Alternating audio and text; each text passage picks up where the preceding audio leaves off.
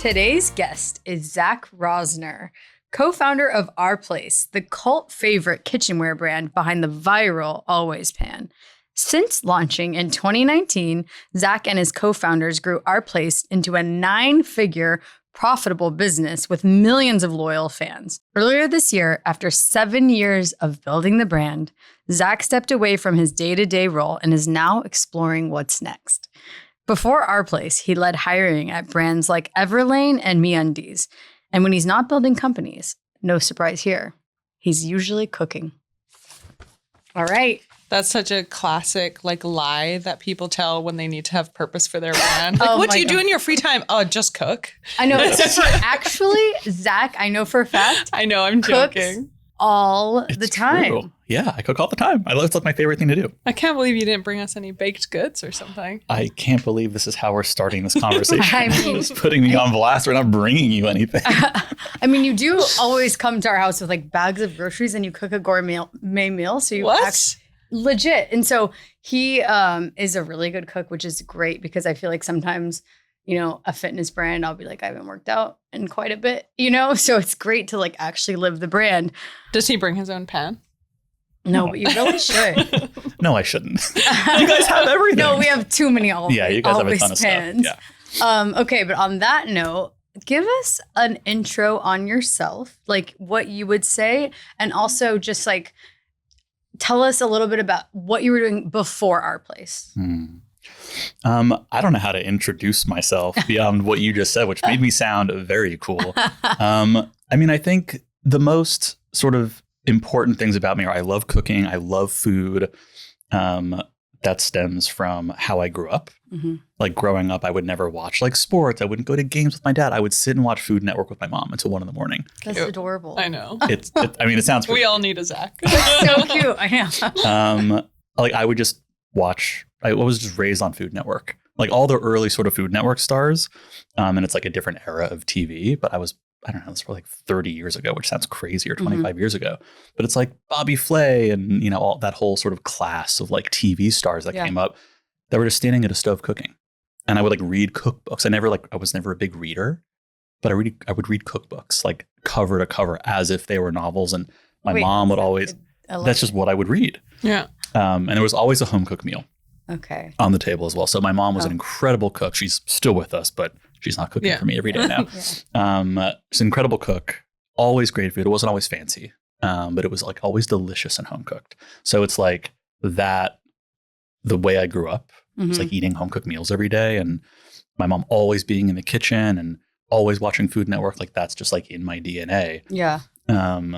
So that's always been the stuff I cared the most about. Yeah. Me coming over all the time and cooking with Max. That's just my life. Yeah. And who I am. And everything I did, before Our Place in my career didn't really have anything to do with that at all. Yeah. It was sort of my spare time, I'll be my true self. Mm-hmm. Did you always, even though you weren't doing anything cooking related professionally, was that always in the back of your head? I would like to do something in food, or it was really just oh, this is something I love and this is my hobby, and you never knew you would necessarily connect it?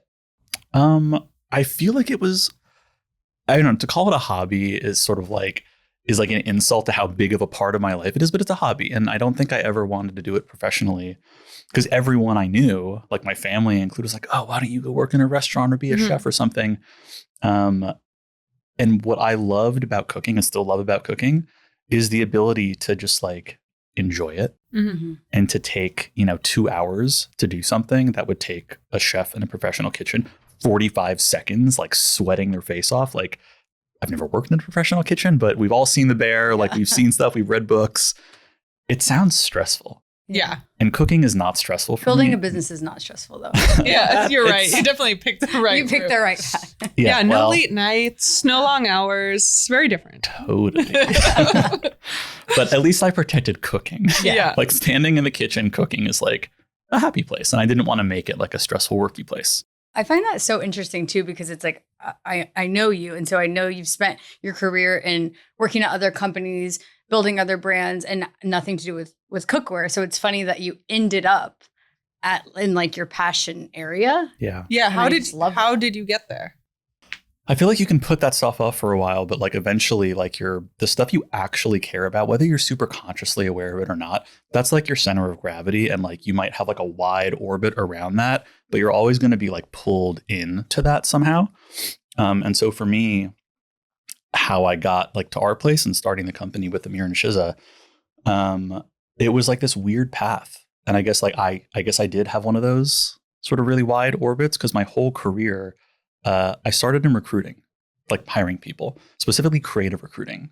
So hiring like graphic designers and copywriters and creative directors, which is a very like niche specific thing.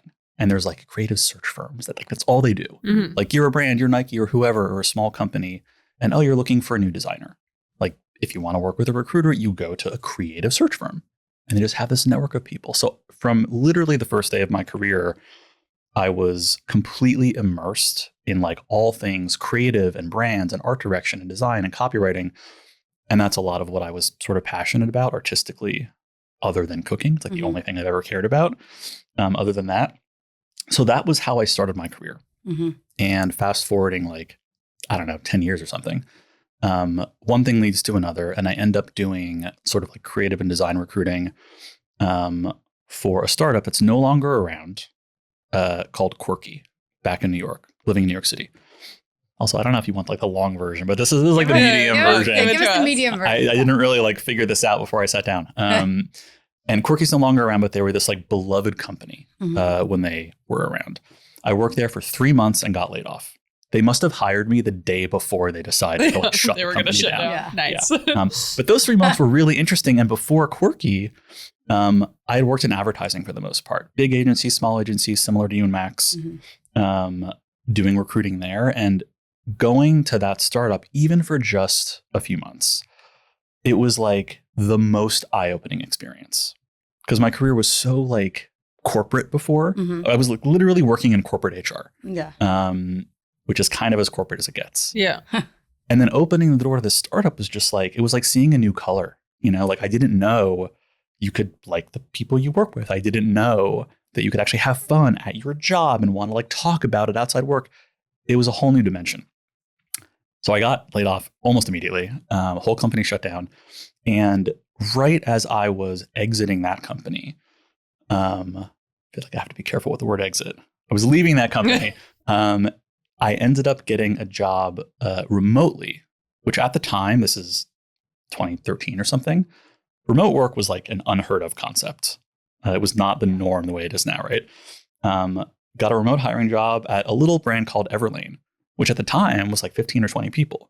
And they wanted to grow. And I was like, hey, like you guys want to grow? I know how to hire people. Like, should we do something? Long story short, not that short, ended up moving to San Francisco for about a year. I didn't want to leave New York. To build Everlane. Exactly. To work with them, yeah. Yes. Yeah, because they were based there originally, I think, Yeah. and then they moved to New York. No, they right? were in They were San always in Francisco, SF? but then I think they had like some people in LA. Okay. Yeah.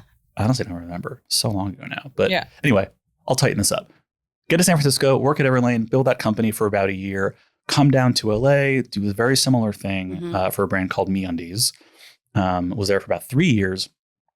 But practically the day I got to LA, that itch to start something kind of bubbled up again, as it had, you know, my whole sort of childhood with Max. And I want to start this company and that company. And I would talk about it openly with the founder, with the CEO. I wasn't trying to hide anything. Right. And I ended up sort of settling on cookware. So I had this idea with a full-time job, like very much a full-time job.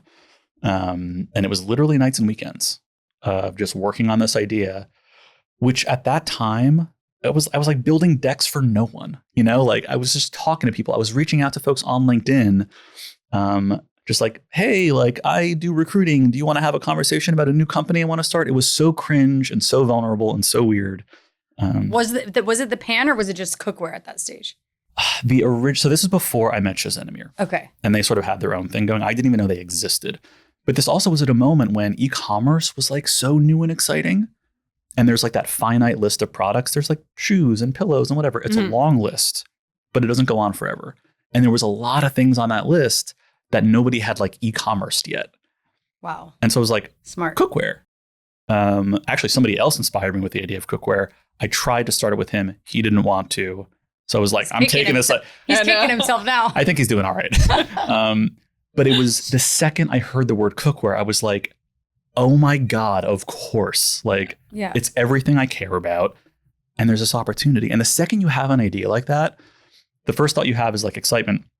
The second thought you have is there must be 500 other people racing with me to get to the finish. Like, it was this crazy paranoia and like sense of urgency. I love that feeling. Yeah. Now. It drives you to go faster. Totally. Honestly. And my biggest fear, like since selling Flume, has been like, will I ever feel that feeling again? You will. You know, I've already felt it a few times. I know. But will it stick around?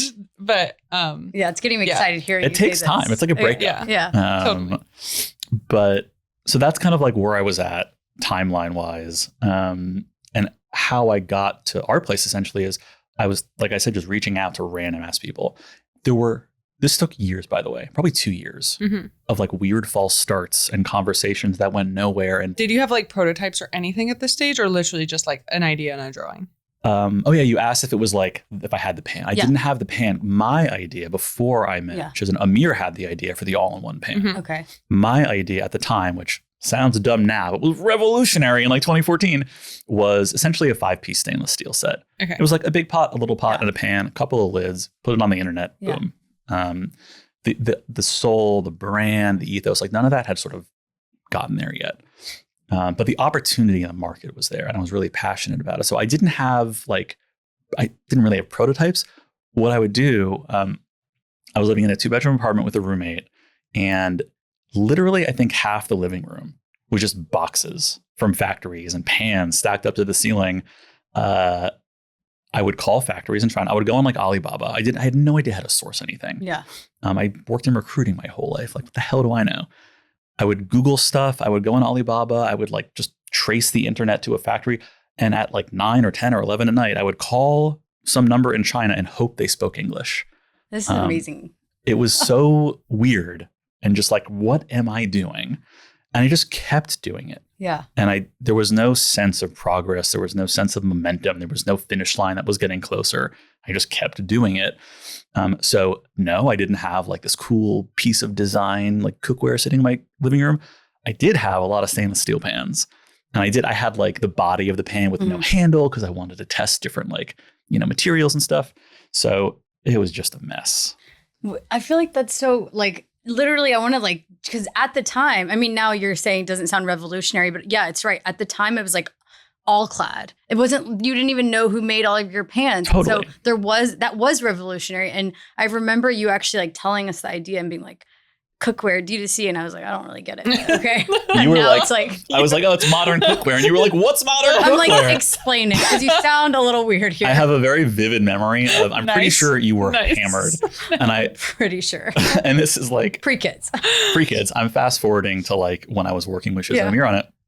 And we had this like concept of the all-in-one pan.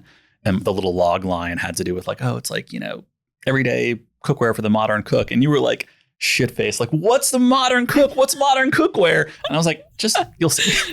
Wait, I have a vivid memory of you, and I actually repeat this story often because I'm like, Zach at the beginning was like, I don't really get it, ball bangles. And I thought Bala was the worst idea. I know, you told us that. World. And I was like, every day I'm like, in the back of my head, told him wrong. So I love that we have that for memory. sure. Well, fast forward, to this day, Bala is the only company I've ever invested in. I'm so honored. Yeah. Well, for the next few weeks, you invest in my company. Totally. But I'm going to take a few steps back. Yes. If that's okay. Yes. And I want to talk about co-founders because when I first met you and you were introduced to me as the co-founder of Our Place, I was like, this guy is lying, Natalie. He is not the co-founder of Our Place. I've never heard of him. I know who the founders are. Yeah. And, obviously you had 2 other founders. Can you talk us through about like how that came to be and also like the decision-making process around staying out of the limelight? Yeah. And maybe there wasn't a decision-making process. I mean, it was sort of like, it just happened that way. Yeah. And I think it was the right decision. I think it kind of worked out. So throughout, I'm trying to figure out how to like string this into a story that makes any sort of sense. In that phase when I was just reaching out to a million people, that phase lasted a couple of years, and I was reaching out to factories and people on LinkedIn and this person who started another company and this industrial designer and an agency, all these people. And one thing led to another, one conversation led to another. My full-time job outside of my full-time job at that point, as far as I was concerned, was to just have as many conversations as I could. I would take every call, every conversation, and I would just open up 1,000 little rabbit holes. One rabbit hole would lead to another conversation, another, and eventually I'd reach a dead end.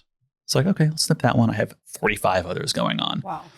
I'm exaggerating, but it was a lot. But this is amazing. Yeah. And It's also like, I think one of the biggest questions we always get asked is like, should I tell people about my idea? Like, this is an example Sounds of like you should. somebody who like did not keep this idea to themselves Yeah. at all. Even though you have that urgency and that fear, yeah, it's so important to speak to people about your idea in the early stage. You Because I never think know who you meet. yeah, and also it like validates it more in your head and it gives yourself even more fear and urgency because you're like, well, now I've told 45 people about it. Yeah. I better do it because they're going Yeah. to.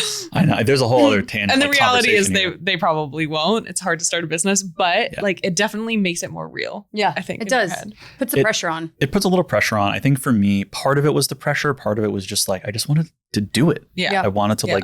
like do this idea. And the only tool I had was like conversations, Yeah. phone calls and stuff. And I guess it ultimately led to you meeting your co-founders. It did. It also led to me co-founding another cookware company and then leaving to go start our place. It was like, there was a lot of weird false starts. It was Yeah. like a crazy time in my life. One of those, one of the rabbit holes of a million that I had going on. There was nothing special about it. I literally think there was a day when I actually like looked back and tried to piece it together. I think it was like the 7th intro, just on this one little rabbit hole. Like one conversation led to another. And it was the 6th or 7th person. And that one little thread. And I had this really exciting conversation with this guy named Artine, who like everyone in LA like knows who Artine. He's like the nicest, most generous guy. And at the end of the call, he was like, hey, this isn't really for me. And I was like, okie dokie, I'm going to like cut this one off. Like I need to go focus elsewhere. And he was like, but I know this guy. And I was like, who? It's like, that's my rule. I'll have every conversation offered to me. And he was like, I know this guy named Amir. And he's working on a really similar idea. I think you guys should talk. And that was like the worst day I had in months. I felt so deflated. I felt like the nightmare has happened. Like Yeah. after all these conversations, finally I was correct. Somebody else is doing it. Yeah. And this guy named Amir, like he's so much more impressive than I am. He's more experienced. He's more money. Like he knows what he's doing. And I was like, my dream is dead. I was like destroyed. But I was like, I'll talk to him. Like that's my rule. So I agreed to talk to Amir. I think we had like one like whatever phone conversation, and then we were going to meet in person. And it was a total accident. He like accidentally stood me up. Huh. And I texted him, and I have the text somewhere. He was like, dude, this is not my style. Like I've never done this. Like let's reschedule. So it was kind of a weird bumpy road, but ultimately when he and I connected, and by the way, it's really not his style. Like he is the most on top of it, respectful, professional, like nice guy in the world. It was like we're the going to first time drag in him his through life. the trenches. After No. It was like the first time in his life. The only reason I even mentioned that is because there were so many That's moments. so interesting. It would have been so easy for me to just be like, fuck this, I get Yeah. Yeah. I probably wouldn't have met that person again. Me neither. I was but really, I'm very specific about my I was really dragging myself out to do it because I was almost like giving up in my head. Yeah. It's like One my last body's going to be there Yeah. even if my soul is like laying on the battlefield somewhere. And so I show up and we start talking, and little by little, it was like, I don't think this is competitive. Like, I think this is like complimentary. And we like talked more and more, and I was sort of pitching him my idea. Mm-hmm. And I think that lasted for months. And then finally, and it was every conversation would end with Amir being like, I'm intrigued. And it That's was a cool like, thing to say. Makes you sound like a boss. Amir's a I cool know. guy. We're going to start soon. He's a boss. He's a cool guy. And I call that period of my life waiting for Amir. Oh my god. And like it was, I don't know, 4 or 5, 6 months where he was doing his own thing, living his life. I know he was doing it with Shiza as well, his partner, his wife. On my end, I was just refreshing my inbox, waiting. It's like, does he want to do this with me or not? And Were you making any progress though in the background? I think my attention at that point was like on Amir. Okay. And he didn't even tell me his idea yet. I didn't even know it was a separate idea. I had my little cookware set that I'd mocked up in a deck. Ultimately, some months later, he was like ready. I'm making this sound very dramatic. It was actually pretty chill. It's not. But we meet at this restaurant, and he turns his laptop around to show me this idea that he's been like protecting and waiting to show me.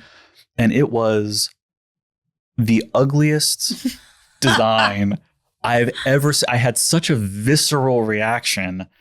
It did not look like the Always Pan we know today. Yeah. It was completely different. And I didn't love it, to say the least. Nor did I love the concept.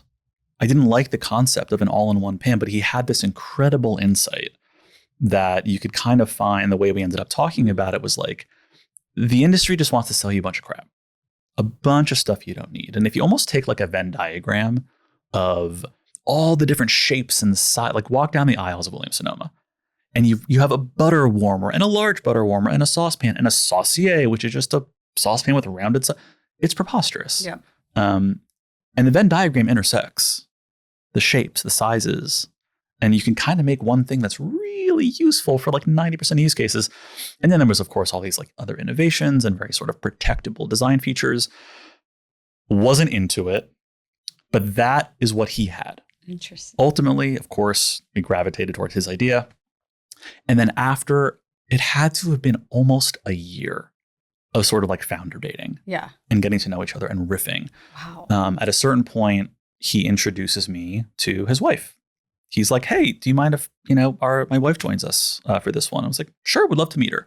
We're hanging out. We're talking for like an hour. I'm just like prattling on, trying to like sound impressive because I know she's sort of like, judging and assessing. And then at the end, I'm like, Shiza, I'm so sorry. I barely like let you get a word in. She's very like, she really lets people talk. She doesn't speak unless she has something valuable to say. Mm-hmm. I was like, I feel so rude. Like, I'd love to learn more about you. And she was like, oh, I work in the impact space. She's very soft-spoken. I was like, okie dokie. I wanted to send Amir a thank you note for introducing me to his wife.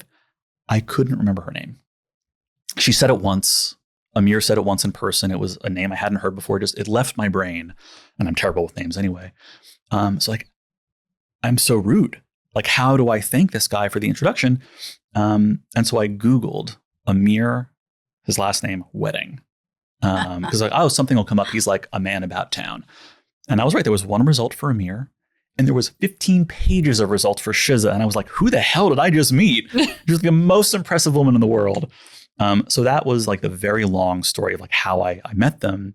Ultimately, Amir and I formalized the partnership, I think early, like February 2018. Mm-hmm. We made it official. I ended up leaving MeUndies. This was my full-time thing. And then it was like a year and a half, 2 years later, we launched the business. So was Shiza involved?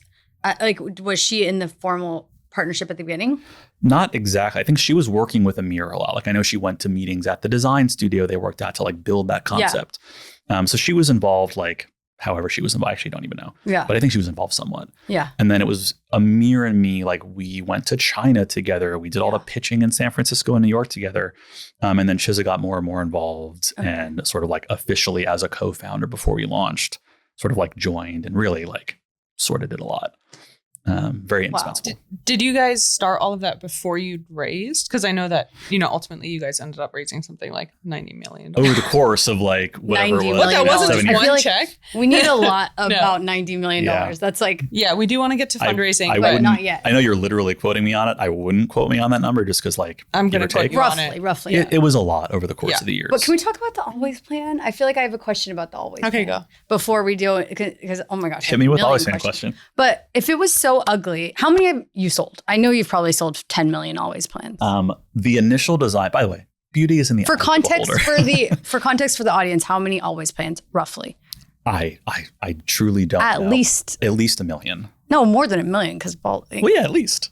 So like probably like okay, I'll put it in the show notes. I don't know. I can like text them here and Shiza. Okay, we'll find out. But the point is, Always Pan is iconic, and it's like probably people's entry point into the brand. So if that was so ugly, how did it get beautiful? I want to talk about that. We redesigned it. So Amir and I, we went to China. Mm-hmm. And by the way, Amir had this incredible history. His family business is like sort of an old school kitchenware brand. Like you personally, and everyone listening to this has probably touched and eaten off things his family business has like produced. They're just everywhere, but they're behind the scenes. Yeah. It's like B2B. Got it. So he had all these connections. He knew how to get to factories. Somebody he knew from his family's business, came with us to China, someone who is Chinese and could speak and help translate. It was just like set up. It wasn't me Googling and calling factories. It was like a little more professionalized. And Amir's like a very professional guy. Yeah. So we had all these factory relationships sort of waiting for us, more or less. It was like this 9-10 day whirlwind tour of all these factories. And every place we would go, we would show them the design. And it wasn't just a rendering. It was, these technical drawings and stuff. And essentially, every factory owner and like engineering team we spoke to, they were like, you can't make this. It was like an MC Escher drawing. It was like, well, how does this connect to that? Like, you can't weld this to that. You can't coat this and that. And we were like, oh, this is impossible. And we left that trip with a lot of ideas and a lot of, factories that we were interested in, or at least a couple. And also this extreme sense of like, what the fuck do we do? Like, we were really rethinking, like, do we launch this all-in-one thing? Do we redesign? Do we launch a 3-piece set of cookware? Like, we had all these like sort of backup designs going. It was this really like weird period for a few months probably of like, we didn't know what was going to happen. Yeah. Ultimately, we sort of stuck to the concept and committed not just to sort of redefining it a little bit aesthetically, which came about a little more when we started to define like our brand and who we wanted to be and what we wanted to stand for in the vibe. It was like, we were really set on the brand. And then we looked at the product and we're like, these two things don't quite work together. So there was a little bit of like a vibey reason for redesigning it. And then there was like a functional reason. It's like, you have to make something you can actually manufacture. Okay. And so when all that combined, again, long story short, we ended up with like the new design. Wow. Okay. That's interesting. Yeah, that's really cool. Do you have any other like thoughts or questions on that one? I feel like, or we can move on to more early days. Yeah, I think it would be nice. Obviously, you have this product now, which sounds like it took like 5 years.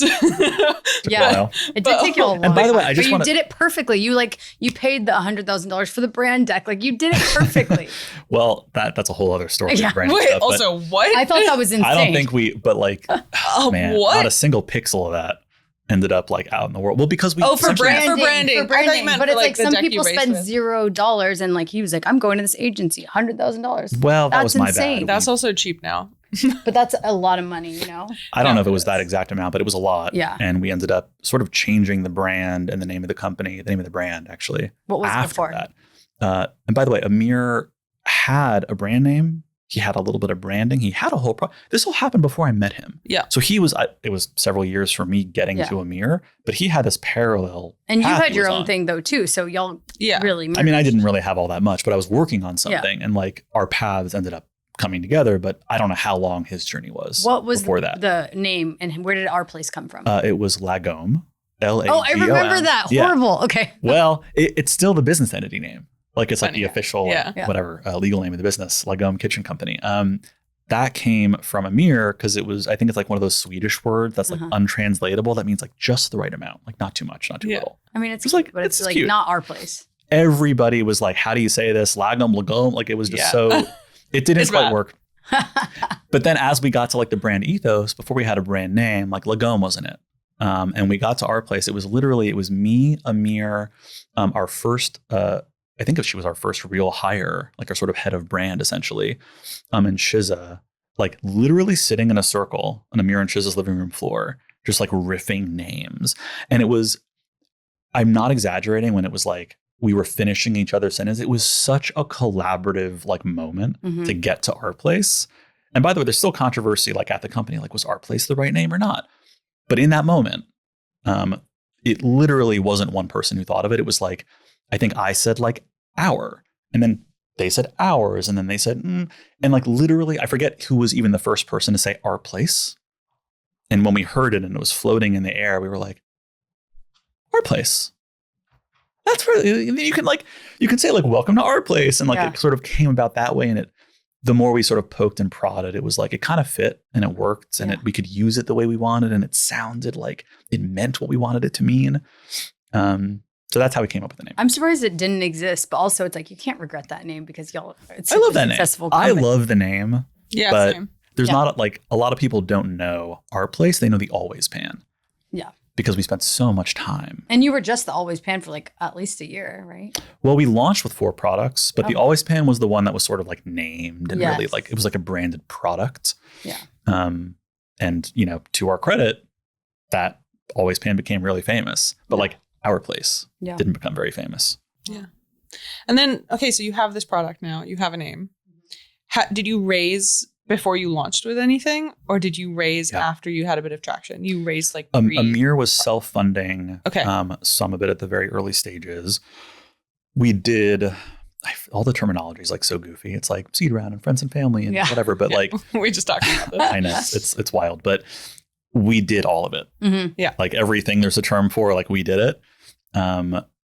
So I think the first time we raised was, I guess it was like the friends and family. Then there was like a pre-seed round and a seed round. Then ultimately there was a Series A. But before launch, I think we raised $3 million. That's a lot though before launch. It might have been. I honestly, I cannot remember the sequence. Right. A lot of money. We'll call it a lot of money. I think it was 3 or close to it because I know we hired people. Yeah. And it was scary. Yeah. Like it was scary to pay like a real full-time salary. Yeah, before you have a product making revenue as well. Yeah. Who did you like hire? The whole thing was fucking terrifying. Yeah. Like it was just wild. And I had no financial security at all. Yeah. Like I was like financially, personally scared. Yeah. Like there were months when I was like, I don't know how I'm going to pay rent. Like it was like not and you weren't being cushy. Paid? You didn't take a salary, or you did not after for a that while. raise? Okay. Not for a while. Okay. Yeah.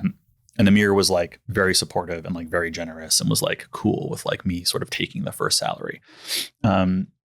So did you ask our first hire?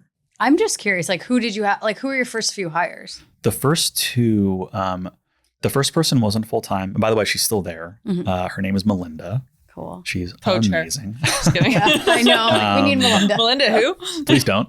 And her name is Melinda. And we hired her freelance to start like remotely as like head of product development. Oh, that seems important. Yeah. For your cookware line. She was head of product at a brand called Best Made. I know it, but it's out of business, right? Well, like they went out of business and I think the original founder like bought it back. Okay. It was like this whole crazy story. But at the time, I was just obsessed with Best Made. Yeah. And it was like the stuff they made, it literally was the best. It was so sick. cool. Yeah. Like if they made like a little knife or like a cushion, everything was like so beautifully crafted. And we were still working on the nuance of what we wanted our product assortment to look like. And we really wanted somebody who knew not only how to work with factories around the world to like just develop products, but also how to work with artisans to make like literally handmade artisanal stuff. And that's exactly what she knew how to do. Wow. And that wasn't like a big universe of people. Right. So we got her. That's awesome. It was like awesome. She was the first person we brought on. The rest is history. You know, she's there, whatever, 7 years later. That seems like a very key hire. Or maybe it's like 5 or 6 years. Yeah. Like the moment we brought her on, actually. I think she had like her 5-year anniversary, which was pretty cool when I was there. Oh. But she was the first one. Wait, so you guys obviously, so you raised this like pre-seed. You start to hire these people. Yeah. When does it actually launch into the world? It was just like September 2019. Yeah. Like 6 months before COVID. Yeah, because I was going to ask like how great long. timing. Yeah. Right. How long were you guys kind of at it before it like went through the peak? So not very long. No, I mean, when did COVID like start? Like whenever 2020, 2 weeks after February 2020. Yeah, it was like February, March or something, 2020, right? Like March 2020. Yeah. So it was, can we do this on our fingers? Like September, October, November, December, January. It was like 6 months. Yeah. Okay. And it was really exciting. Not COVID. COVID was not exciting. No. Launching the brand was exciting. And your brand grew up during COVID. So it's like, it's fine to say your brand did well during COVID. I mean, listen, I think if you were in a business during COVID that made stuff for the home, like you kind of did well, like whether you wanted to or not, just sort of against your will. It's like, oh, we're succeeding, but this is weird. Like, yes. And because we were so new as well, we had this additional like weird, confusing element of we didn't have a lot of history. So we didn't know what normal looked like. Totally. And we were just launching. So it's, it's bumpy, but it's up and to the right. But there wasn't enough of that line to really map a trajectory. So as COVID like really set in, we didn't know like what was the effect of COVID versus Like what what's was our, real. Yes. what's our normal trajectory. I mean, we didn't have one. We launched in 2016. Mm-hmm. So we had several years before, and we did like 300% growth overnight. Yeah. We didn't know. I mean, COVID just. Yeah, because you guys both launched kind of around similar Yeah. stages. No, we definitely knew what normal was, and then we were like, "Fuck, I this mean, is not normal." But what I'll say is let's write it. Yeah. with that, literally, without getting into like the specific numbers, I'll tell you that we had very optimistic projections for what we wanted to do revenue wise in that first full year, 2020, Mhm. first full year in business, and all that stuff's made up because you don't have history. They're educated guesses, Yeah. and Yeah. we ended up getting really good at those guesses. Like the team does a great job modeling and with all the projections. But at that time, it was like I was building our model pretty much, which is crazy. Like I can barely do addition in my head, as we saw. I mean, counting my fingers. Counting on your numbers. Like, I love that. It's real. I'm mathematically just the dumbest person in the world. But what we had planned on doing that whole year, we did on Black Friday. Crazy. Like one day. Crazy. It was That's insane. surreal. So you guys, I mean, you're north of 200. Can you share the number? North of 200 I don't know million if I'm allowed to revenue? share what we're doing revenue wise. I didn't ask. Well, But we're in the 9 figures and it's like a healthy business. yeah, profitable too, which is insane. Yeah. In the 9 figures to be profitable. Yeah. So I mean, I don't know what's going on with tariffs right now, and I haven't peeked under the hood in a few months. Yeah. So things change really fast at our place, and I'm just not there anymore. So I don't know what's going on now. Wow. But You're skipping to the end. We got to tell that story in a little bit. all right, we can wait. I'm curious, other than COVID, if there was anything that happened in the history of the business whilst you were there that you felt like, okay, this really changed the business for the better as well. Like, obviously, I know you guys like did a celebrity deal with Selena Gomez. That would have had a big effect. Like, what do you think if you were to do a business again? Like, what would you take from those moments? Man, I wish that I had like these big milestone moments. Was like, that's one thing businesses should do, and they'll explode. Like, I don't know. Like consistent hard work. I mean, the thing, this is something Amir would say a lot, which is like, you need something happening like every day. Yeah. That's a good. He would say this early days all the way through, the sort of end of my tenure there. It was like every day something needs to be happening. Yeah. And at the beginning, it was like, it doesn't have to be big. Like, okay, we sent an email today, or we posted something on Instagram today. Or like every day there just has to be something. And I think that holds true even as you scale, whether it's every day or how big it is, like whatever. Yeah. But it's 1,000 little things and medium-sized things. And there's big, like launching a product is huge. Even if it's a small product or a limited edition thing, it's really hard to make something and get it out there and put it on the site. Like, just 1,000 things you have to do. And having more people and having more money doesn't necessarily make it less complicated. It's just like, it's bigger and a little scarier and like more serious. So it's not like, oh, I remember this one thing we did, or, a celeb partnership or a single product or a day that some, celebrity posted something on Instagram. To my recollection, I can't think of like these big flashbulb moments. It's just like, all I remember is all the little things day to day, some not so little. There were certain sales we did and certain holiday moments and realizations we had and big sales day and things like that. But I don't know if there was like one, like the headline or the one thing this business did to grow 10x. Like, right. I don't think there was like a one simple trick. Yeah. Kind of thing. Is there one, like, at least like pinch me moment you could give us though? Like for you personally? That was that first Black Friday. Okay. What were sales on Black Friday? I think that first Black Friday, I think we did 5 million in one day. That is insane. Crazy. And this is your first year of business. Yeah. Yeah. I remember. I guess it would have been just after your first year. Because Black like Friday's full calendar year. Full calendar. But from like January to whatever November it was. Unheard of. It was so wild. And I was, we would get like notifications every time we had a sale. And I was just religiously refreshing Shopify compulsively, like all day on my phone. And it's like, those were the days when I would, wake up and, still to this day, like, what do you do when you wake up? You reach over and you like grab your phone. Probably not the best thing to do, but like we all do that, I think. And it wasn't me looking at Instagram or my email. It was like the first thing I would click was Shopify. Yeah. And like refresh to like see what the sales were. Isn't that so crazy? Like at the wild. beginning, I had an Apple Watch and I would have like every notification to everything. That would like drive me every crazy. order, You gotta turn the every order Slack notifications. I couldn't do that. every email.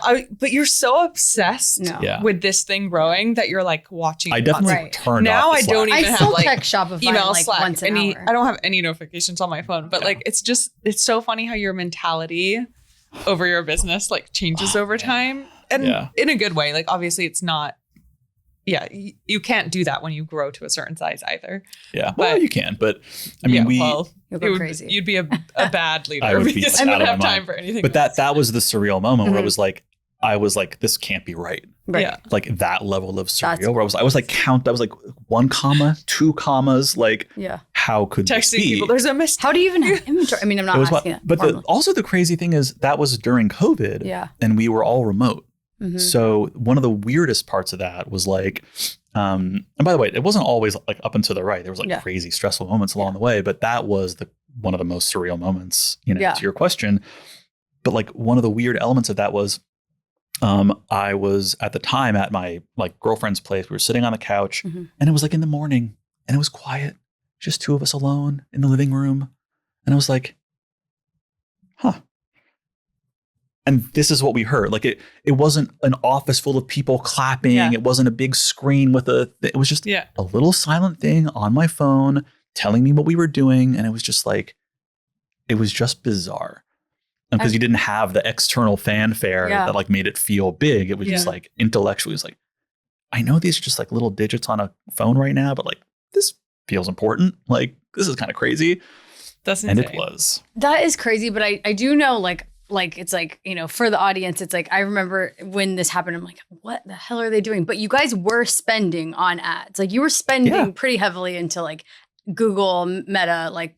Yeah, we raised money. Yeah, it wasn't just, exactly. So you were spending. Totally. And we raised a Series A. I think it was like early mid 2020. Mm-hmm. We raised a Series A, which I think was like 5 or 6 million. So you had money to like start spending, start hiring.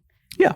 Okay. And then you talked about some struggles, like, because we've talked about a lot of how great you guys are, and I think it's awesome. I just want to hear about like you guys are great, whatever. I'm thinking it's so awesome. No, but basically, like, what are give me the early day struggles? Like, I know obviously starting, years to launch, that seems like that's tough, and you're cold calling, that's a struggle. But what were like when you started the brand and you're starting to do 5 million in sales your first year? Like, surely it's like post-COVID. No, surely it's like post-COVID. Like you've gone through this massive peak, kind of like relying on the fact that everyone's home. No. So that, I don't know if we can even call it like fully post-COVID because it's like that's a fuzzy graph. You know, it's like when do the effects really end? Like, I feel like we're still kind of in the tail of it right now, and some of it will never go back to the way it was. Yeah. So I don't know when like post-COVID starts, but. And again, it's really hard to like sort of surgically separate out like what was the COVID, what wasn't. It all just sort of blends together. Mm-hmm.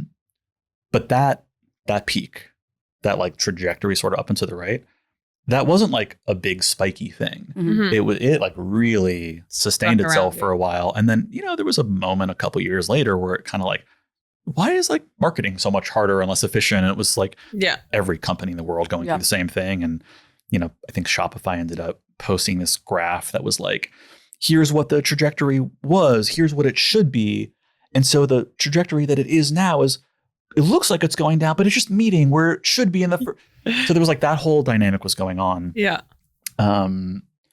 But I've completely lost track of the question. It was like rambling about COVID. What did you ask? Early day struggles. Or even when you're growing, like give us some struggles. I mean, I think thinking back, and again, this is like a long time ago, my brain now, but those early days, I think when we launched, like literally like pressed like open website or whatever the button is, it was like, I think we were like a 7 or 8 person team.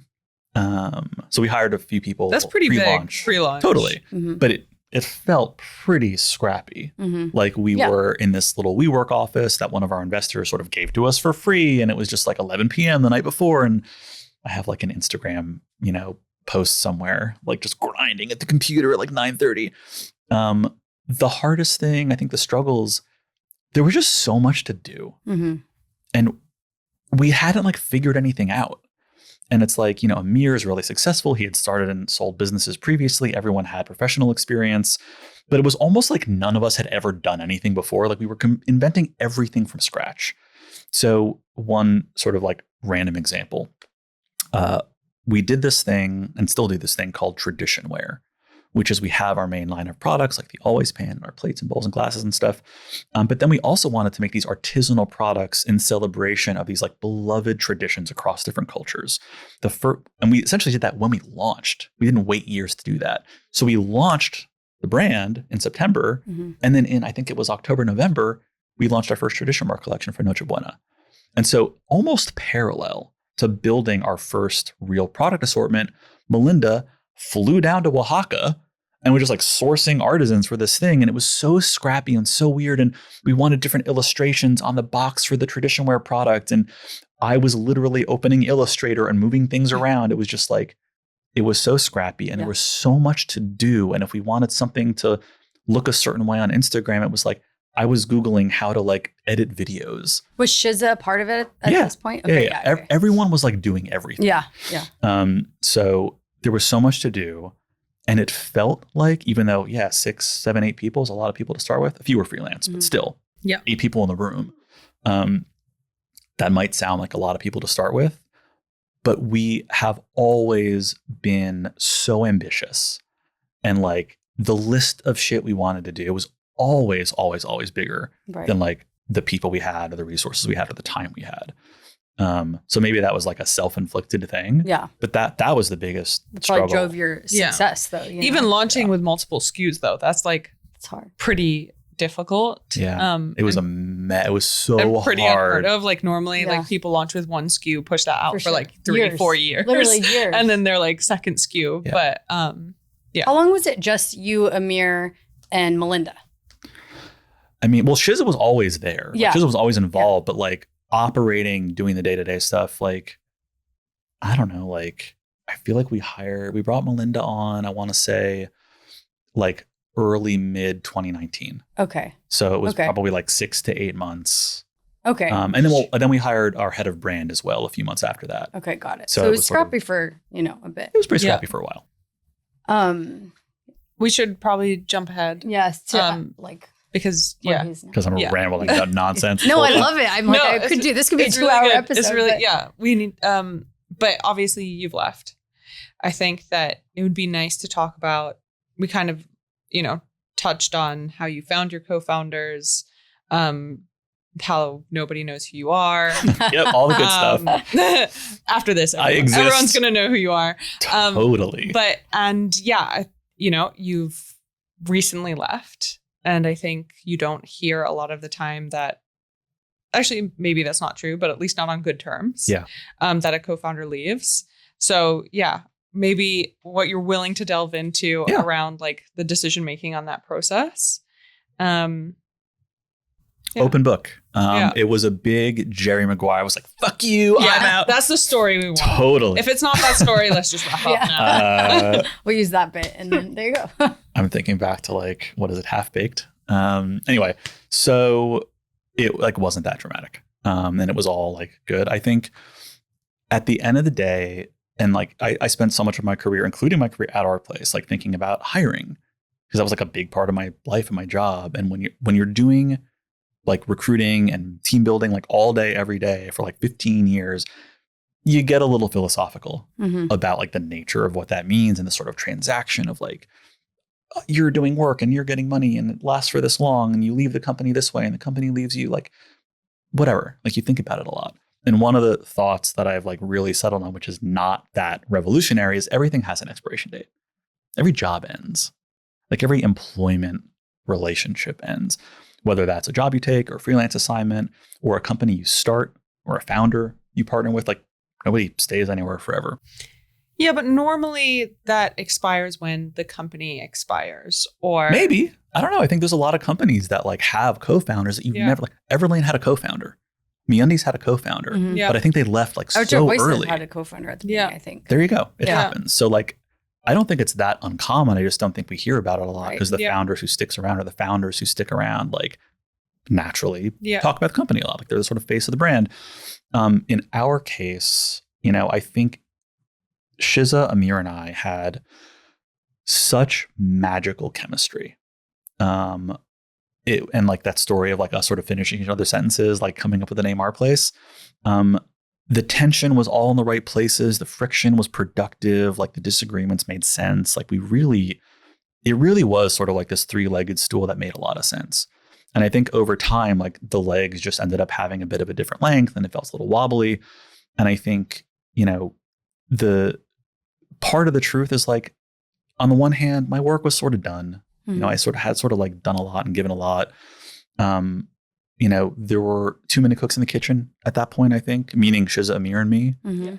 And that metaphor is like very apt, not just because of cooking, but because it's like, literally think about the reality of that. You're sitting at the stove, stirring something, and somebody leans over and like seasons. It's like, get the hell out of my way. Like, that's not how cooking works. And there was a certain element of it that's like, I kind of just like need to let them cook. And we're all so creative and like have so many ideas and want to do so much. Mm-hmm. And for a really long time, like literally the whole life of the company that I was there for, that was complimentary. Mm-hmm. And it like really was like, truly greater than the sum of its parts. Like 1 + 1 + 1 = 100. Mm-hmm. And then I think over time, our path was so like unified and we were walking so in sync. And over time, it's like, those, how many metaphors can I squeeze into this explanation? I think I'm on like 4 metaphors. I think we just started like losing cohesion. Okay. And we had different ideas and more disagreements. And none of that felt like especially dramatic. It felt normal. But I think at the end of the day, everything does have an expiration date. And it's about understanding like, when is that date? When am I going to take a swig from this, gallon of milk and it's like going to taste a little sour? And you want to leave before that point. Okay. Yeah.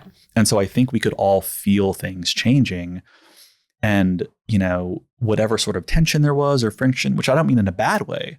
I mean, in almost like a creative, productive way. But we would talk about it and be like, this feels a little different. And ultimately we had a conversation. It was like, I think this might be the time. I think we're seeing the paths diverge a bit. And do we sort of waddle and like widen our stance and try to walk the same path? Or do we just like hug and like allow the paths to diverge? And the way we had divvied up responsibilities, like Shiza owned most of the org. Like I wasn't going to be the one to stay. And so I went off of my path. Shiza and Amir stayed on theirs. And that's how it worked. So I wish there was like a bigger, more exciting story behind it, but it was like really, as friendly and as like loving and as generous as something like that can be. I think that also says a lot about you though, because a lot of people in those scenarios would be like forcing their way into an infrastructure even though maybe it didn't feel like it made sense anymore. Yeah. Yeah. And is that because you have another idea?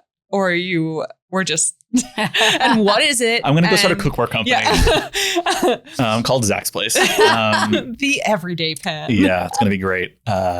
Literally never. No, it was that like Our Place was still my baby. Yeah. And like at a certain point, you got to push the baby out of the nest. And it sort of succeeds on its own.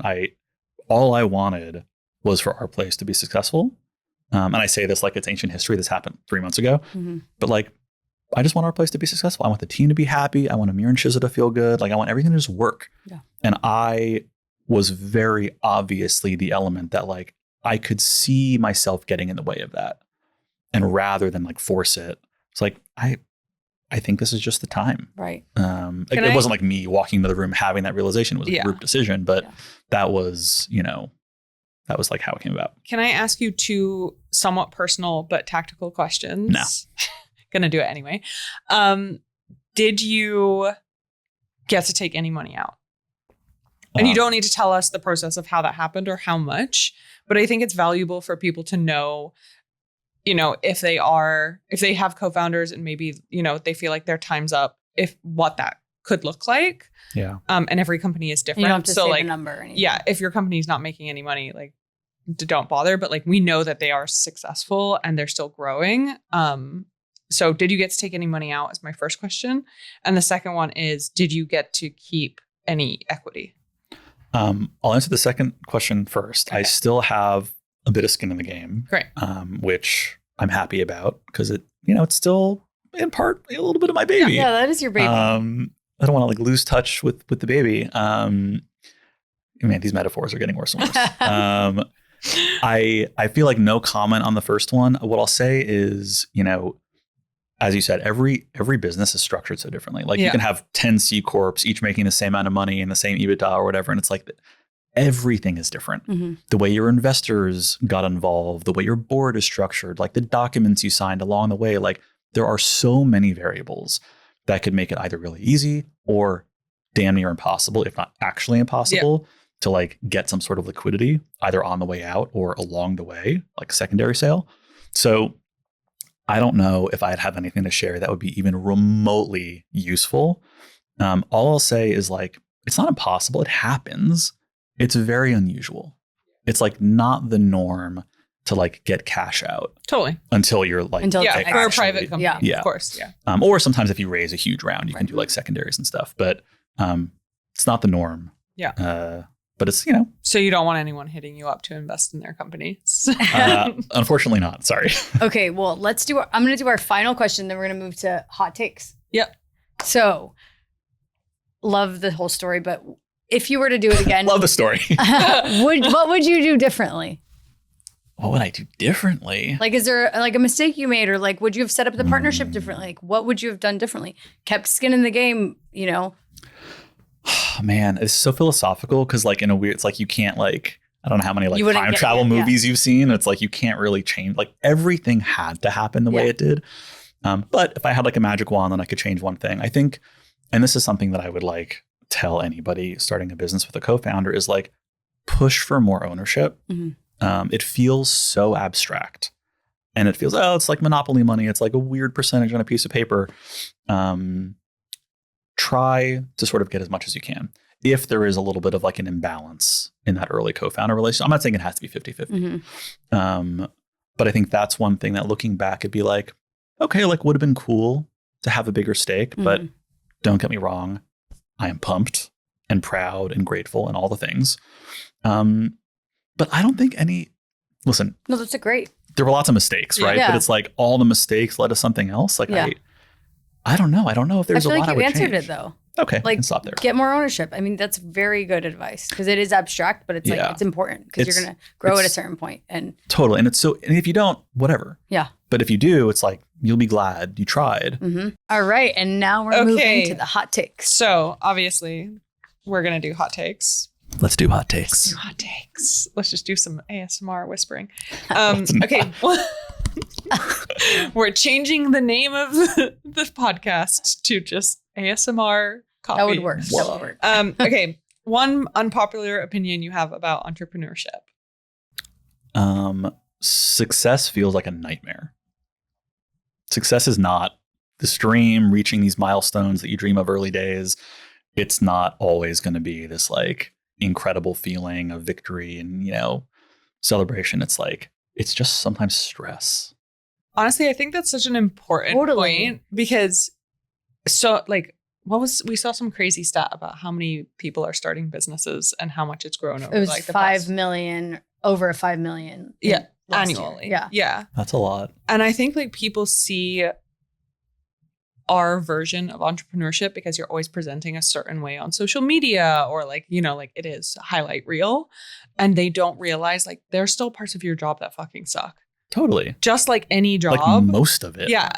Obviously like the highs are much higher than working for somebody else, but I would also argue the lows are much lower. Like when you have that losing much skin everything in the game. Dude, it's 10 times over. Yeah. It's so personal. Totally. It's so personal. The other hot, I know it's like hot take singular, but the other hot take, if that's like a little too pessimistic. You're just going to bring your own. You're just going to bring fresh hot take. I want to ask you guys a few questions. That's not how this works. Like, okay, we can stop there. No. What's your other hot take? The other hot take is like, you don't have to be a genius.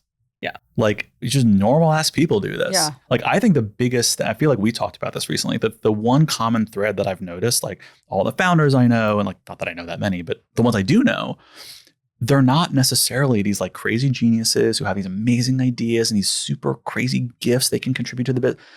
They just don't talk themselves out of it. Yeah. They just like let themselves do it. Like they're not overthinking every step of the way. They're just like doing it. Just and doing like it. keep going. Like that's the one thing that I think all these founders have in common. And it sort of is in conflict with the first thing I said. Like you don't want to overthink it. You don't want to anticipate all the stress and anxiety. Just like ignorance is bliss. Just do it. Like just keep going. Yeah. But I think early founders or entrepreneurs, like one of those two things will happen. Well, they'll either be anticipating all this sort of glory and success, or they'll be like too fearful of all the stress and talking themselves out of it. And like, oh, this idea that I was so excited about yesterday is a stupid idea today. It's like, maybe like if that idea still feels stupid tomorrow, then like do something else. Yeah. But like, just like let yourself be a little stupid. Just keep going. Just keep going. I Just think do your it. first Like, pan was hideous. there you go. No, I think the best asset you can have in some ways in the beginning is being totally naive. Yes. Totally. Like when I look You back, called me that the other day. I didn't call you that. Dude, That's what Zach said about you. That's no. no. I'm joking. It's such a gift. Yeah. And I think I was referring more to like the positivity. No, I'm Of I just took it, like in kind. Yeah, good. Yeah, I didn't call her and start abusing her. I don't want to do this with you anymore. You're too naive. Yeah. I was But like, that's a actually, gift. I need more of this. I over. And Zach inspired that conversation. Well. So- I'm an inspiration. I overthink. Shocking. It was like a literal running joke at our place that was like, I'm the most pessimistic person in the world. Like, I think everything is a bad idea. Everything's going to fail. I thought Bala was a bad idea. I didn't like the first Always Pan. Like, I just hate everything. Yeah. And like, So funny. that's something that actually holds me back. And Yeah. I think if other people, like the one thing that would be holding me back from starting another company one day is like, it's like you climbed Everest and that was like it was like a life-threatening journey. You barely made it.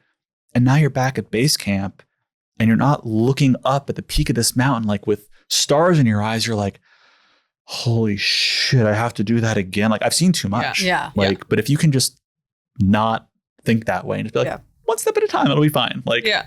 it'll be fine. Just keep going. I mean, You have in all the the secrets. in the same way that Well. like once you met Amir and you knew someone else was doing the idea, Yeah. you were really Devastated. Yeah, Whereas that did not light a fire under me. That I was like, exactly dead. Like, thank Yeah. God he ultimately came around and asked you to be a co-founder, because otherwise, like, you might have never gone down this journey. You might have felt like, oh, he's going to do it better. yeah, I don't know And what I would think have happened. part of that, Being like, corporate HR.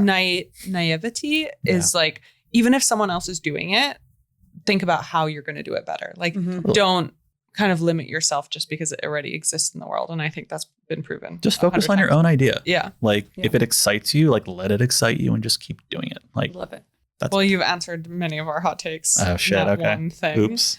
Um, okay, here's a good one. What tool brought you the most value as a founder? And this has to be like a tangible tool, like Google Workspace. Like a Oh, tick stack. geez. or it can be a book. Anything. It can just be something that like either inspired you at the right time or you use on a daily basis, or like taking notes a certain way, just like anything that's like very you. Oh shit. I don't know if I have a tool. I wish I did. Like this is the worst answer. The honest truth is probably LinkedIn, which I hate. That is an answer though. But it's like that's just how I recruited people. Yeah. Yeah. But And how we all recruit people Yeah. probably. I mean, that's how I found my first investors. Yeah. yeah. So that's a great answer. It's just like, Yeah. but it's not just the tool, Maybe it's like how LinkedIn you will use it. sponsor this episode. I think we should get the next one. We love LinkedIn. LinkedIn is the most useful platform in the world for connecting with business professionals. Okay, great. We'll All quote right. that. We'll Yeah, send there you it go. over. You don't get a cut though. Okay. Okay, final hot take. Are kitchen accessories the new fashion accessory? Yes. I don't know. Do you think that still exists though? Like, do you think people are still obsessed? Do we still live in a stage where like people are really kitchen proud?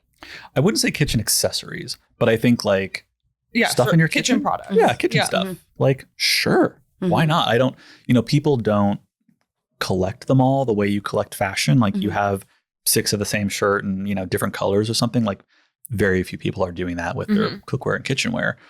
It's bigger, it's heavier, you have limited Yeah. storage space. Like there's reasons that an all-in-one pan did so well.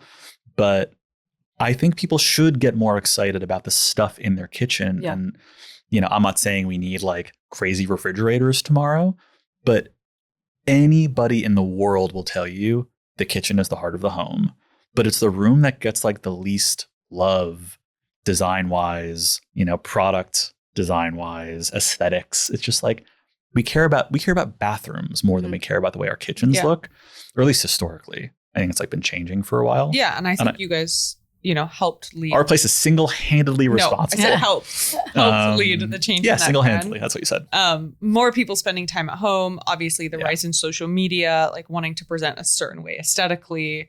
There's so many things that did, but I don't think a lot of people anymore just want one Our Place pan. Like they want multiple colors. Totally. And Our Place has so many products now and appliances and like truly taking over the kitchen, which was always the vision. Other than like literally like the stove and the refrigerator, it's like everything that you can kind of like hold and carry, like Our Place is making essentially. Yeah. You can outfit your whole kitchen, which is pretty cool. Amazing. All right. Well, thank you, Zach. Thank you. Thank you guys.